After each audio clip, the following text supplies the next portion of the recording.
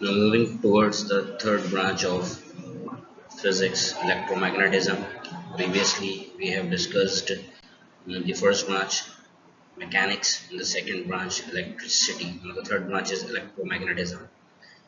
It is a branch of physics which is concerned with observations, methods, techniques, laws, and principles that relate electricity and magnetism. जना इस branch के अंदर हम वो तमाम किस्म की मेथड्स देखते हैं, उन तमाम किस्म की ऑब्जर्वेशंस को नोट करते हैं, या ऐसी टेक्निक्स या लॉज या प्रिंसिपल जो इलेक्ट्रिसिटी और मैग्नेटिज्म को आपस में मिलाते हैं, ज्वाइन करते हैं, रिलेट करते हैं। अब ऐसी क्या एग्जांपल हो सकती है कि मैं इलेक्ट्रिसिटी और मैग्नेटिज्म को रिलेट करके बताऊं आपको। फ़र्ज़ करें एग्जांपल के तौर पे एक एक स्क्रू ले लेते हैं, और स्क्रू के ऊपर आपने जो है वो एक तार को बांध दिया।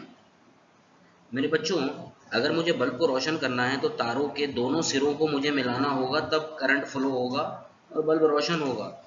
सही है जी। इसी तरीके से जब मैंने तार को कील के ऊपर बांधा है, ठीक है जी, लपेटा है, अब तार के दो एंड्स हैं, जब मैं तारों के दोनों एंड्स पर एक सेल लगाता हूँ और अब मैं इस कील को किसी मैग्नेटिक सब्सटेंस के पास लेके जाता हूँ, जैसे आयरन है, निकल है, कोबाल्ट है, तो अब क्या होगा, ये कील उन सब्सटेंसेस को क्या करेगा, अट्रैक्ट करेगा।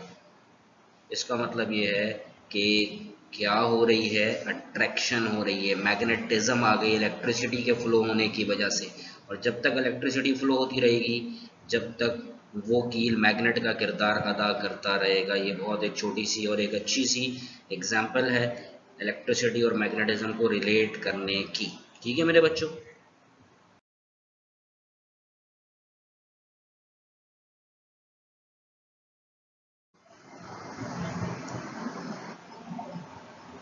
याद रहे मेरे बच्चों, एटॉमिक फिजिक्स यानी एटम से रिलेटेड फिजिक्स, और इस एटम को हम कम्प्लीटली डिस्क्राइब कर चुके हैं। इलेक्ट्रिसिटी के अंदर बहुत तफसील से हमने एटम के बारे में पढ़ा, तो ये एटम से रिलेटेड ही बातें इस ब्रांच में की जाती हैं।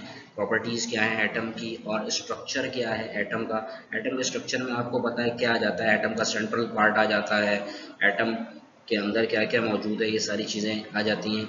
इस एटम को हमने बहुत तफसील से जो है वो प्रीवियस लेक्चर में पढ़ा है। तो एटम से रिलेटेड जो फिज़िक्स है वो एटॉमिक फिज़िक्स कहलाती है। चल, अगली जो ब्रांच है हमारी वो है न्यूक्लियर फिज़िक्स। ये न्यूक्लियर फिज़िक्स न्यूक्लियस से रिलेटेड है, और आप जानते हैं मेरे बच्चों कि न्यूक्लियस कहाँ मौजूद होता है, एटम के सेंटर में मौजूद होता है।